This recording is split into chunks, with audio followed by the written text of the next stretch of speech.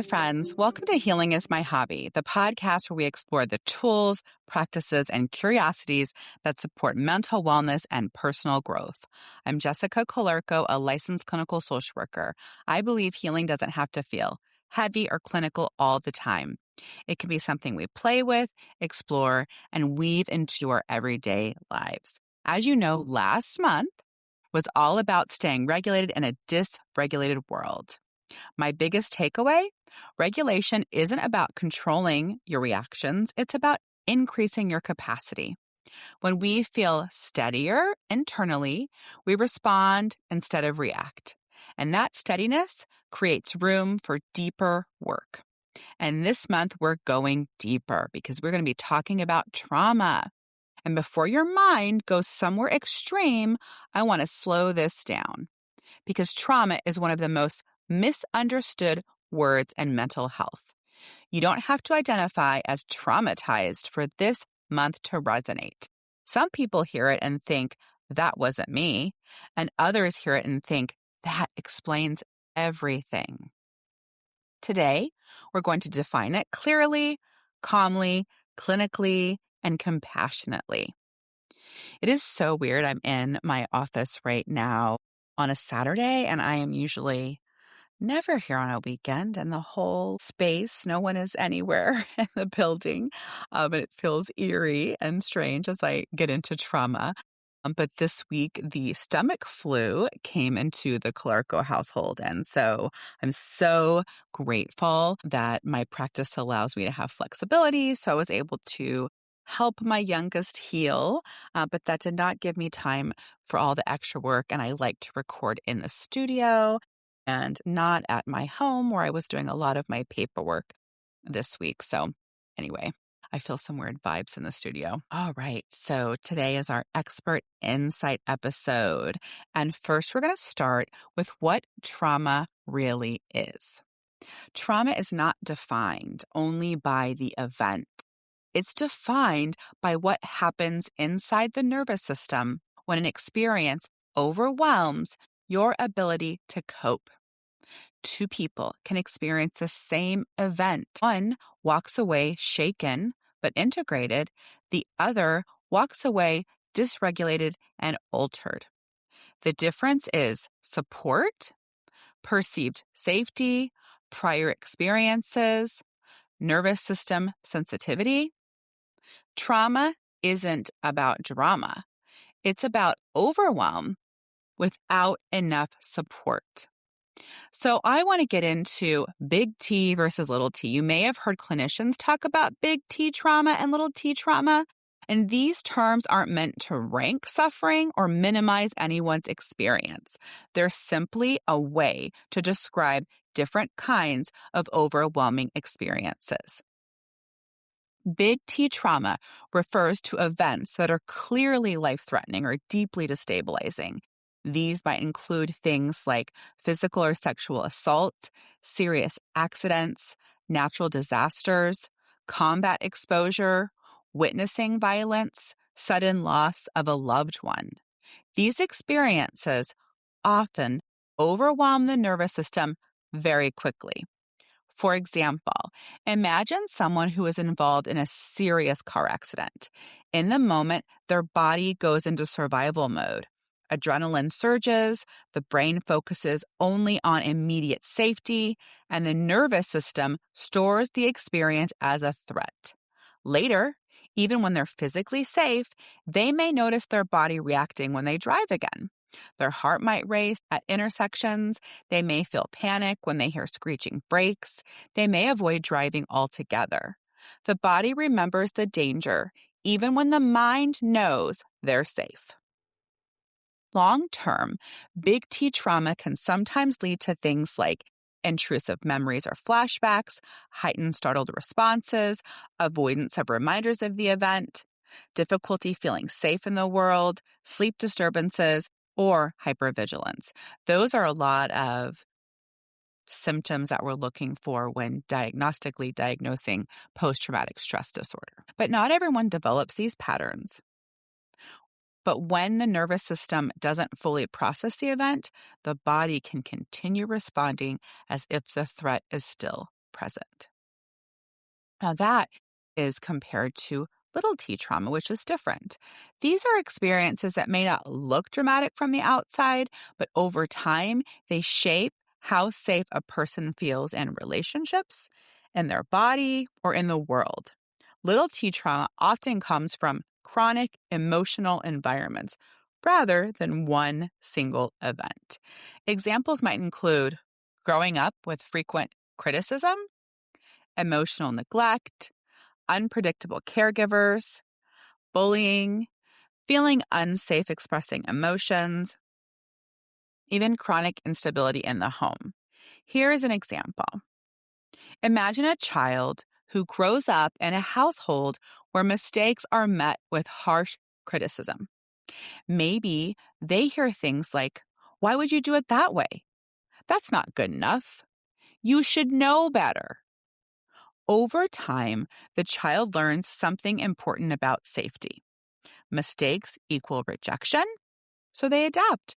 They become extremely careful. They work harder than everyone else. They try to anticipate problems before they happen. As an adult, this person might be highly capable and successful, but internally, they may struggle with perfectionism, overworking, difficulty relaxing, fear of disappointing others, intense self-criticism. What began as a survival strategy in childhood becomes a pattern that follows into adulthood. Why do both matter? The important thing to understand is that the nervous system responds to overwhelm, not just dramatic events. Both big T and little t trauma can shape how we experience safety, trust, and control, and they simply describe how the body learned to adapt. When we understand these patterns, we stop asking, "What's wrong with me?" And we may begin asking a much more compassionate question. What did my nervous system learn it had to do to stay safe? And that reminds me of the book, What Happened to You by Bruce Perry and Oprah Winfrey. And they explore asking children and adolescents, "What happened to you?" versus "What's wrong with you?" I'm going to talk more about that book, and I'm going to talk about a couple more books in this episode. But this month, instead of This Might Be a Trauma Response episode, I'm going to dive deep into some books. If you really want to learn more about trauma, there are some books that I think are must reads. But going back to these questions, when we ask these questions in a more compassionate way, that can be incredibly healing. We're going to talk about what trauma is not. It's important because as the word trauma has become more common in everyday conversation, it can sometimes get used in ways that create confusion. Trauma is not the same thing as every uncomfortable or stressful experience. Trauma is not weakness. Trauma also does not mean someone is weak. In fact, trauma responses are adaptive survival responses. Your brain and body are designed to protect you. When something overwhelming happens, your system mobilizes every available strategy to keep you safe. Fight, flight, freeze, or please. And these responses are not flaws. They are evidence that your nervous system was trying to help you survive. Trauma is not permanent damage. Another misconception is that trauma means someone is permanently damaged. That simply isn't true. The brain and nervous system are capable of remarkable healing and adaptation. With the right support, safety, and awareness, people can process trauma, update old survival responses, and build new experiences of safety. Healing doesn't mean erasing the past. It means the past no longer runs the present. Trauma is not an identity. It may be part of someone's story, but it does not define who they are. When we talk about trauma and mental health, the goal isn't to label people. The goal is to understand patterns, because understanding allows us to respond with compassion rather than shame. Instead of asking, "What's wrong with me?" like I talked before, we begin asking, "What happened that my system learned to protect me this way?" And that question, again, opens a door to healing. Why trauma lives in the body. Trauma is physiological before it is cognitive. Your body responds first. your mind makes meaning later. Often, that's why trauma responses can look like overreacting, freezing, avoiding, people pleasing, numbing, and hyperindependence. Those are all adaptations. And again, it's important to remember that trauma isn't just living in our memories, it lives in our body. For a long time, psychology focused primarily on thoughts and emotions, but over the past few decades, trauma researchers have helped us understand that traumatic experiences are stored physiologically as well. This also makes me feel really old because I have been practicing for over a few decades. So what I learned has been changing so much. Psychiatrist and trauma researcher Bessel van der Kolk famously wrote the book The Body Keeps the Score, which explores how traumatic experiences become embedded in the nervous system. What that means is this: when something overwhelming happens, the brain's survival systems activate immediately. Your body prepares to fight, flee, freeze, or submit. Your heart rate increases, your breathing changes, stress hormones flood the system. All of this is designed to protect you in the moment. But when the experience isn't fully processed, when the body never gets the signal that the danger is truly over, those physiological responses can remain stored in the nervous system. So later, even when you are objectively safe, the body can still react as if the threat is happening. I gave that example so much last month when I was in a car accident because my brain knew I was safe, but it was so fascinating to see that it took my body about 5 more days to feel safe. And so I was really practicing all different strategies that I know of to help keep my body safe. And in the book, The Body Keeps a Score, he talks about it like as a 3-pronged approach to healing from trauma, which processing it cognitively, finding something physically to do, and he really emphasized the importance of human connection and healing. Our body remembers because trauma often bypasses the parts of the brain responsible for logic and language. Instead, it gets coded in areas connected to sensation, emotion, and survival. That's why trauma responses often show up as physical reactions before conscious thoughts. Someone might notice their heart racing in certain situations, tightness in the chest or stomach, muscle tension, a sudden urge to leave a room, feeling frozen or unable to speak, becoming emotionally numb. These responses can happen very quickly, sometimes before the person even understands why they're reacting. And that shows how our body remembers patterns of danger. I also wanted to explore a little bit about Dr. Gabor Mate's perspective. I'm currently in the middle of reading his book, The Myth of Normal, which I'm obsessing over. He is a physician and trauma expert and often emphasizes that trauma is not just the event itself, but the impact the event has on the nervous system. He describes trauma as what happens inside us as a result of what happened to us. In other words, trauma isn't only about the story. It's about the imprint the experience leaves behind. And that imprint can influence how safe someone feels in relationships, how their body responds to stress, and how they interpret the world around them.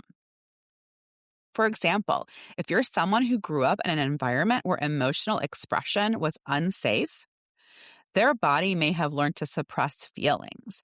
As adults, they might find themselves disconnecting from their emotions automatically, not because they want to, but because their nervous system learned that shutting down once helped them survive. And like I said before, trauma responses are adaptive, and this is an important point. When trauma lives in the body, those responses aren't random. They're adaptive. At some point, those reactions help protect you. Avoidance may have reduced conflict. Hypervigilance may have helped you anticipate danger. Emotional numbing may have prevented overwhelm. The body was trying to help. But the challenge comes when those protective responses continue long after the original danger has passed. What once helped us survive can begin to limit how fully we live. If we think about fight, flight, freeze, or please, That's so easy to understand with fight, right? If you're triggered and you fight, think about how that pattern's going to go and play itself out in relationships. So if you're not in tune with your body and you don't know that your body is triggered and you are not feeling safe, you can be reactive in a very explosive way. Maybe someone who goes around over identifying with rage, or things easily make you feel rageful. And to me, that's a sign, not that you're just an angry, terrible person, right? But that you're not feeling safe.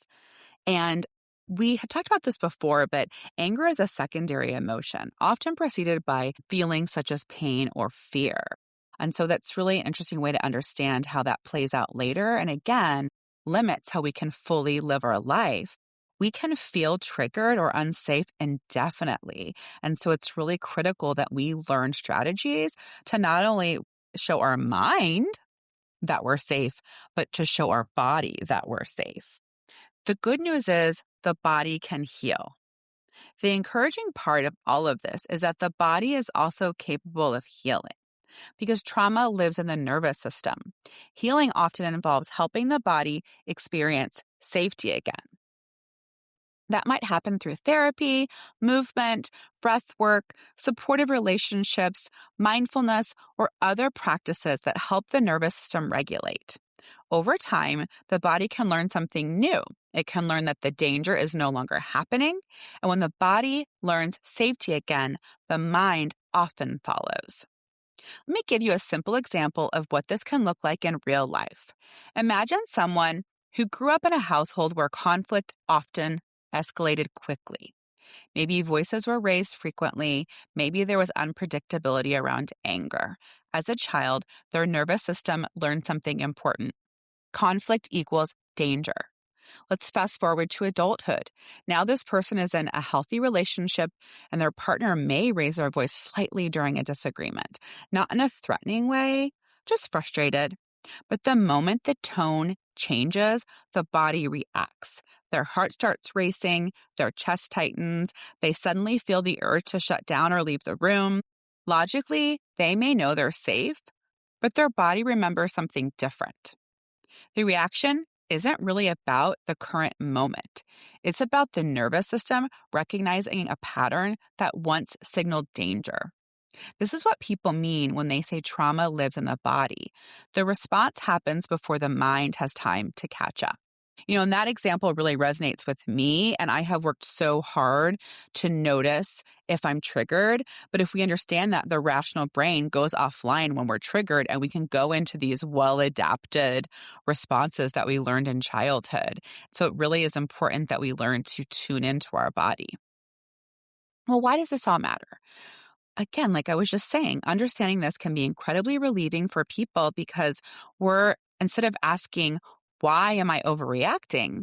We begin to understand my nervous system learned something earlier in life and it's trying to protect me. That shift from self-judgment to understanding is often one of the first steps in healing. And I know that was my experience. Over time, with awareness and supportive experiences, the nervous system can begin to update those old patterns. It can learn that not every raised voice means danger, and it can learn that safety exists now. Before we wrap up today, I want to offer a small reflection you can try sometime this week. Nothing intense, nothing that requires digging into difficult memories, just curiosity. Let's take a few minutes and think about a pattern you notice in your life. Maybe it's overworking, people pleasing, avoiding conflict, feeling hyper alert in certain situations, or shutting down when emotions get big. Now ask yourself two simple questions. First, when do I notice this pattern showing up most strongly? Is it at work, in relationships, when you feel criticized, when things feel unpredictable? Then ask a second question. What might my nervous system have learned that this pattern is protecting me from? Not perfectly, not with certainty, just with curiosity. Maybe it protected you from rejection. Maybe it helped you avoid conflict. Maybe it helped you stay connected to people you depended on. The goal here is not to analyze yourself. It's simply to begin noticing that many of the patterns we criticize in ourselves once served a purpose.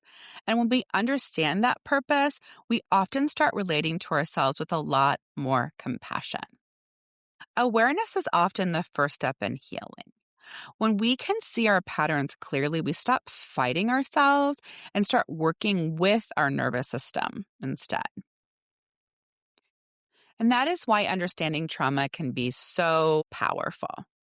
We begin to see our reactions through the lens of survival instead of failure, and something shifts.